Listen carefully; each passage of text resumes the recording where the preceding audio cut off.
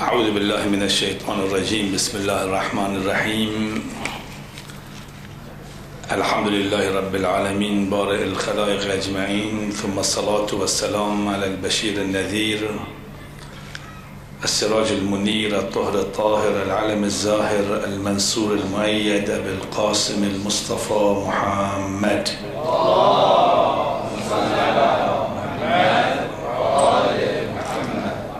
صلى الله عليه وعلى أهل بيت الطيبين الطاهرين المعصومين الهداة المهديين، واللعن الدائم على أعدائهم أعداء الدين. قال تعالى في محكم كتابه ومبرم خطابه: أعوذ بالله من الشيطان الرجيم. أولم يكفي بربك أنه على كل شيء شهيد. ماه مبارک رمضان ماه معرفت خداست. ادعیه مختلفی که در این ماه وارد شده که امام امت فرمودن اینها قرآن صاعد هستند، که در ماه رمضان هم قرآن نازل داریم هم قرآن صاعد، همش در رابطه با معرفت الله هست. خداوند توفیق این معرفتی که در دعای ابو حمزه اومده که بعدش هم معرفت پیامبر و ائمه هست، به همون شکل به همه ما عنایت فرماید. اجماعاً صلوات ختم کنید.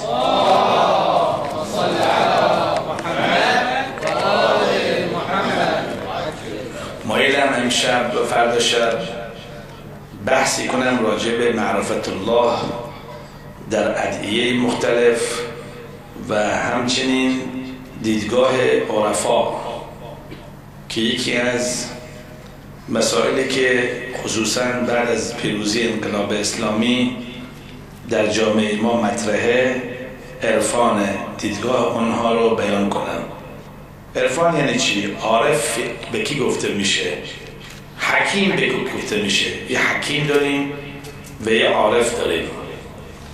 پس بحث ما امشب در دو نکته هست. یکی فرق بین حکیم و عارف، یکی هم یک تعریفی میخوایم بکنیم از زاهد و عابد و عارف. فرق بین زاهد و عابد و عارف چیه؟ بعد در جلسه بعد اگه خدا توفیق داد راجع به سیر سلوک بحث میکنیم، روش رسیدن به خدا، که این بحث از این جهت اهمیت داره که ما کم کم وارد شب‌های قدر میشیم و در شب‌های قدر بیشتر توجه به این بعد هست، خصوصا در دعای جوشن کبیر یا خیر العارفین یا خیر المحبین. خیر جایی که میگه خیر میگه ها اونجا، یا عمل عاملین دعای کمیل یا غایت اعمال العارفین. اینو ما باید بدونیم. اولا حکمت یعنی چی؟ حکمت در قرآن یه معنی میده، در میان فلاسفه معنی حکمت یه چیزی دیگره. در قرآن راجع به حکمت اومده که ومن یؤت الحکمه فقد اوتی خیرا کثیرا. معلوم حکمت چیز مهمیه. حکمت هم حکمه. آتیناه حکما و علما. حکم یک قدرت خاصی است که خداوند به بعضیا میده. به موسی داد، به یوسف داد. حکم رب هب لی حکما. خدای حکم بده، معنی هبه خدایی است. رب هب لی حکما و الحقنی بالصالحین. اما این حکمتی که در قرآن اومده، که باز در سوره لقمان هم اومده، خب خدا حکمت بهش داد. چون حکمت بهش داد نصیحت بچهش میکنه: الا تشرک بالله ان الشرک لظلم عظیم. این حکمت با حکمتی که در فلسفه ارسطویی و افلاطون اومده فرق میکنه. اونها وقتی میگن حکیم منظورشون کسی است که دنبال هستی میره، دنبال هستیه. حکیم یعنی این. حکیم یه انسانی است که فقط دنبال هستی، دنبال وجوده، دنبال اشیاء نیست. خب این چیز کلیه. مثلا وقتی که حکیم وقتی که چیزی میبینه، مثلا کوه میبینه، فکر کوه نمیافته، فکر هستی کوه میافته. میگه این کوه اگر نمی بود که ارزش نداشت. این هستی کوه چقدر عظمت داره، هستیش که کوه باشه که دیگه چی، کوه بی خوده. زمانی که هست ارزش پیدا میکنه. توجه حکیم به هستیه. مثلا این گل میبینه، دنبال هستی گله که اگه این گل از بین بره ارزش نداره، پس ارزش مال گل نیست، مال هستیه. ببین حکیم اینجوری فکر میکنه، فکرش کلیه. لذا حکمت نوع جمود هم درش هست. یعنی سخت انسان وارد حکمت بشه بدون عرفان. حکما انسان هایی هستن حتی در نقاشی هم که میکشن عکساشون کله هاش یه جور خاصی میکشن، درسته؟ یه مقدار جمود توشه. افلاطون و اینا میکشن میخوان بفهمن که یه عقل محضه. حکمت با عقل سر کار داره، با قلب سر کار داره. حکمت حکیم کار به قلب انسان ها نداره، فقط کار به چی داره؟ عقل داره. حکیم در واقع با عقل استدلال میکنه، میگه درسته درست نیست، این خوبه خوب نیست و سلام. حکیم اینجوریه. خب خوبه، کارش هم خیلی خوبه اما عارف اینجور نیست. عارف مثل امام رضوان الله تعالی علیه یا مرحوم علامه طباطبایی یا مرحوم قاضی یا مرحوم بیداوادی، شخصیت های بزرگی بودن دیگه. آقای حسن‌زاده آمودی، استاد محمد تقی جعفری، اینا دیدشون عارفانه است. عارف کسی است که خیلی با قلب سر و کار داره، دنبال وجود هست اما دنبال خداست. هستی که یعنی میرد به خدا، همش توجهش به خداست، تمام دیدش برمیگرده به خدا. عارف اینجوریست. عارف میخواد برسه به خدا، میخواد وجده ماذا وجد من فقدک و وجد الله. تو نایه کسراب دقیقت یحسب الظمآن ماء میگه وقتی رفت اونجا چیزی ندید، فوجد الله دونه، خدا را دید. خیلی جالبه این آیه. فکرش بکنید شما، این آیه که از آیات ظریف عرفانیه که دیگه هیچی ندید، دید فقط خدا، چیز دیگه غیر از خدا نیست. در رابطه با مسئله عرفان من مایلم چند نکته مهم خدمتتون بیان کنم که با استدلالی که ذکر میکنیم و تعریفی که ذکر میکنیم برای زاهد و عابد و عارف دقیقا مشخص میشه که عرفان با عبادت هماهنگ هست، اما عارف عابد نیست. هم عابده هم زاهده عارف، اما عابد میتونه عارف نباشه، زاهد هم میتونه عارف نباشه. من همینجا توضیح میدم زهد یعنی چی. زهد اونطور که آقایون در تعریفش گفتن، زاهد به کی میگن؟ زاهد به کسی میگن که المعرض عن متاع دنیا و طیباتها، کسی که از دنیا کنده بشه، اعراض کنه از دنیا، بگه لا احب الآفلین. مثل حضرت ابراهیم خلیل عارفه، میگه من نمیخوام اینا، آفل نمیخوام، چیزی که از بین میره به درد من نمیخوره. عارف کسی است که توجه به دنیا نداره. زاهد توجه به دنیا نداره. زاهد کسی است که دنیا داره اما توجه بهش نداره.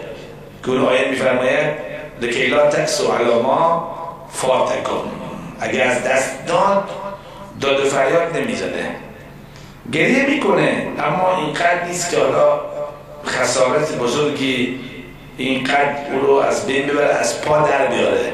اینجوری نیست. ولا تفرحوا بما آتاکم. این زهده که انسان باید زاهد باشه، برای که دنیا برای ما نیست. این دنیا بعدن درست شد، تعلقات دنیا بعدن درست شد. لازم میگیم متاع قلیل، متاع بهش میگن. این موجوداتی که در عالم هست اینا مال ما نیست، که اینا زینت زمینه. انا جعلنا ما علی الارض زینة لها، نمیگه لکم. انا جعلنا ما علی الارض زینة چی؟ لها مال زمینه، ما آمدیم تصاحب کردیم. بس چیه اینا زینت زمینه، زینت ما نیست. ما گرفتار دنیا شدیم، تعلق به دنیا پیدا کردیم. این تعلقاتی که مشکل میسازه. زاهد کسی است که تعلق به دنیا نداره، وابسته به دنیا نیست، که اگر وابسته باشی و مشکل پیش میاد. اون فشار قبرم که میگم همینجاست. انسان وقتی وابسته به دنیا هست، وقتی روحش به آن کنده بشه خیلی سخته. مثل یک مادری که میخوان از بچهش جداش کنن، بچهش رو ببرن ازش دور کنن، خیلی سختی میکشه. او بیشتر از اینه تازه، چون تعلق روح به بدن خیلی قوی تره. لذا انسان بایستی در همین دنیا یک کاری کنه که تعلقاتش رو کم کنه. از کردم نه که نداشته باشه، داشته باشه. خیلی جالبه که داشته باشه. مثل امام حسن مجتبی سلام الله علیه داشت، اما تعلق نداشت، وابسته نبود، که مشغولش نمی‌کرد. که اون آیه داریم ما که فرماید قل لو کان آباؤکم و ابناؤکم، اون آیه مفصلی هست، او عشیرتکم او اموال اقترفتموها او تجارت ترضون تخشون صالحها احب الیکم من الله و رسوله و جهاد فی سبیله فتربصوا. اون آیه باید تطبیق کنه که اگر هم دایر شد بین این و این، اینجا بدون شک خدا رو بگیره سخته. شهید این کارو میکنه. لذا در روایت داریم ما بال الشهید لا یفتن فی قبره. چی شده که شهید توی قبرش فشار روش نمیاد؟ قال جواب کفا بالبارقه علی رأسی فتنه. بارقه این شمشیر که رو سرش اومده دیگه کافیه، طلاق داره دنیا رو دیگه. خود طلاق داره باشه دیگه فشاری نیست. فشار باید چه باشه؟ از اون اول گفته من نمیخوام. لذا شهیدی که تو جبهه شهید میشه، مستقیم میره میجنگه، مقامش از شهیدی که یه جا بوده بمباران بمب اومده روش، اون مقام اون از این چه بسا بیشتر باشه. چرا؟ چون اون رفته دنبال کشتن. ما بال الشهید لا یفتن فی قبره قال کفا بالبارقه علی رأسه فتنه. روایت خیلی قشنگیه، شهودم معنیش همینه. پس زاهد کسی است که کنده بشه از دنیا و تعلق به دنیا نداشته باشه. هرچی بیشتر تعلقت کم به دنیا شد، بیشتر به زمین میچسبی. هرچی کمتر شد جدا میشی تا میرسه به مقام امیرالمؤمنین سلام الله علیه. دنیا کم هادیه میگه، به دنیا نداره علی ازهد عندی من عفدت عنز. خیلی تعبیر جالبیه. دنیای شما از بدتر از زهدی، از حدمون از زهد عندی من عفدت عنز، یعنی بدترین چیز. اینجا انسان اگه کنده بشه از دنیا، جدا بشه از دنیا، و وقت نگاهش طبیعتا نگاهش به خدا میشه، تعلق به خدا پیدا میکنه. لذا کسی عارف نشه نمیتونه زاهد بشه. من توضیح میدم. اول انسان باید خدا رو بشناسه تا بتونه چی؟ زاهد بشه. در این رابطه امام رضوان الله تعالی علیه شعر معروفی دارن: من به خالقت دوست گرفتار شدم. این همون زهدیست که امام مطرح میکنه. چشم بیمار تو را دیدم و بیمار شدم، غافل از خود شدم و کوس انالحق بزدم، همچون منصور خریدار سردار شدم. اونجا میگه میخانه گشایید. میخانه منصور جایی که سکره، جنونه. جنون به معنی عرفان. تو عرفان جنون که میگن، سکر که میگن، یا شبهات میگن، یا خرابات میگن. خرابات هم به کار برن.